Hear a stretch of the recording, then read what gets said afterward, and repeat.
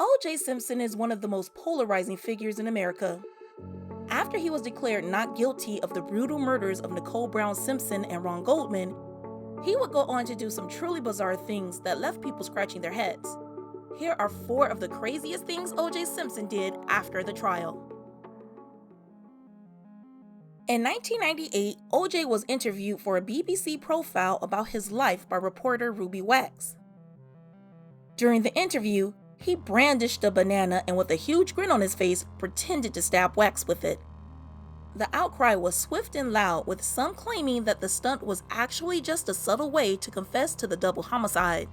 O.J. later revealed that the stunt was actually planned by the BBC and that they rehearsed and shot the scene 3 times. Even though O.J. won the criminal case against him, he still lost the civil suit brought against him by Ron Goldman's father. Strapped for cash, O.J. signed up to be the star of his very own prank show in 2006 called Juiced.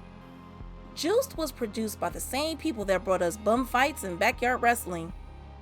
The formula for Juiced was standard hidden camera fare. O.J. would show up, confuse or provoke unsuspecting people until they reached their breaking point. Once that happened, he would exclaim, "You just got juiced." Harmon Leon, who plays sidekick to O.J., claims that O.J. was drunk throughout the entire production. He also said that O.J. was terrible at improv and that people were actually excited to meet him once the prank was revealed.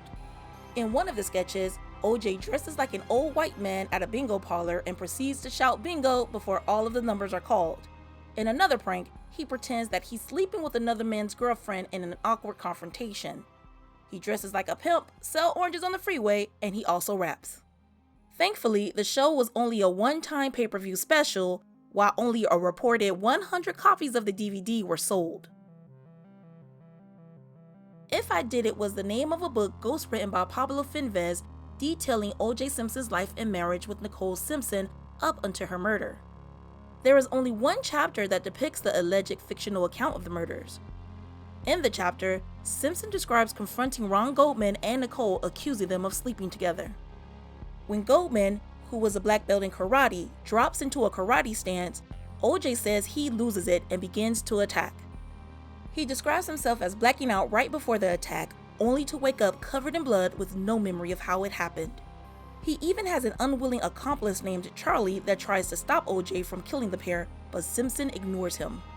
However, Simpson didn't have anything to do with the book. He was paid $600,000 by the publishing company to use his name and to go on interviews as though he did write it. The public outcry was massive, and the release was eventually canceled. Fred Goldman was later awarded the rights to the book by a bankruptcy judge and released the book with a new title, I Did It, Confessions of the Killer. In 2007, O.J. was arrested after robbing sports memorabilia dealer Bruce Fromong at gunpoint at a Las Vegas hotel. It all started when Alfred Beardsley, a memorabilia dealer, contacted fellow dealer Tom Riccio and told him that he had numerous O.J. Simpson items. Riccio told Simpson, who immediately claimed the items were stolen. Simpson already had plans of attending a wedding in Vegas, and together he and Riccio hatched a plan to get his stuff back. Riccio contacted Fromong and Beardsley, claiming that he had a client that was interested in buying a large amount of Simpson collectibles.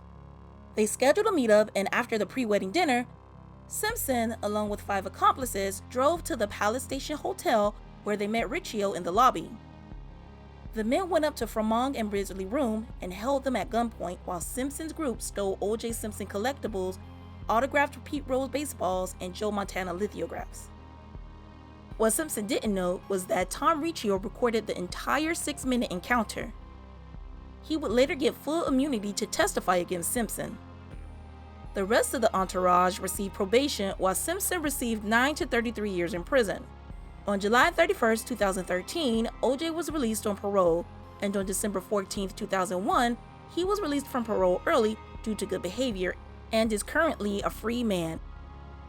Thank you for watching the Twin Files. Don't forget to like and subscribe. As you can tell, we re-recorded the audio because we liked this video. What do you think was the craziest thing that O.J. did?